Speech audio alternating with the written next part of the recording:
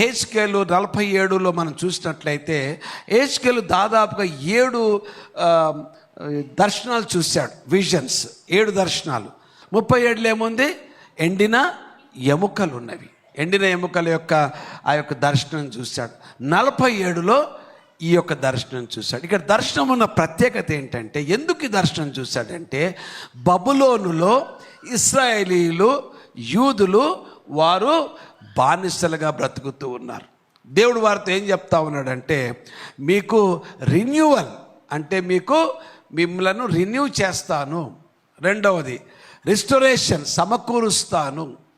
అంత మాత్రమే కాకుండా మీరు పొందుకున్న తర్వాత దాన్ని విడుదల చేసే ప్రక్రియలో మీరు ముందుకు సాగాలని దేవుడు వారికి సెలవిస్తూ ఉన్నాడు. ప్రియమైన దేవుని బిడ్డలారా, ఇక్కడ గమనించినట్లయితే మొట్టమొదటిది the water flowing from under the threshold of the temple.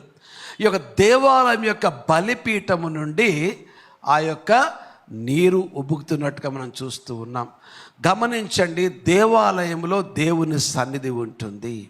దేవాలయంలో దేవుని సన్నిధి ఉంటుంది.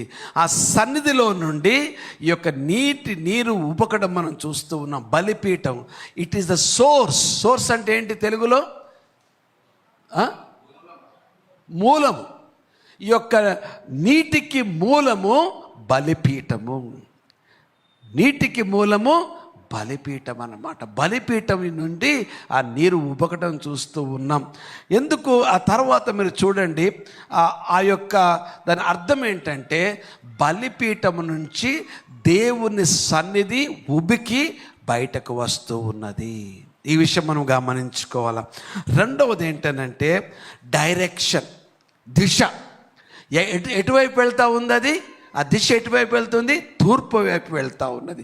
తూర్పు అనే దానికి అర్థం ఏంటంటే దేవుని మహిమ, గాడ్స్ గ్లోరీ. అది గమనించినట్టయితే గాడ్స్ గ్లోరీ అంటే నీ యొక్క ప్రయాణం ఎటువైపు వెళ్తూ ఉండాలి? దేవుని మహిమ వైపు వెళ్తూ ఉండాలి.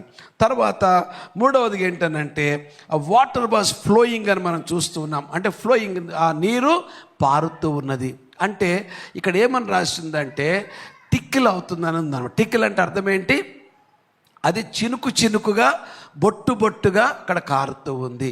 ఒక విషయం మీరు గమనించండి, దేవుడు దీని ద్వారా మనకేం మాట్లాడుతూ ఉన్నాడంటే, ప్రతి దానికి కూడా ఒక హంబుల్ బిగినింగ్స్ అన్నమాట. తగ్గించుకునే మనస్తత్వం ఉండాల. నువ్వు తగ్గించుకున్నట్లయితే నీవు హెచ్చించబడతావు.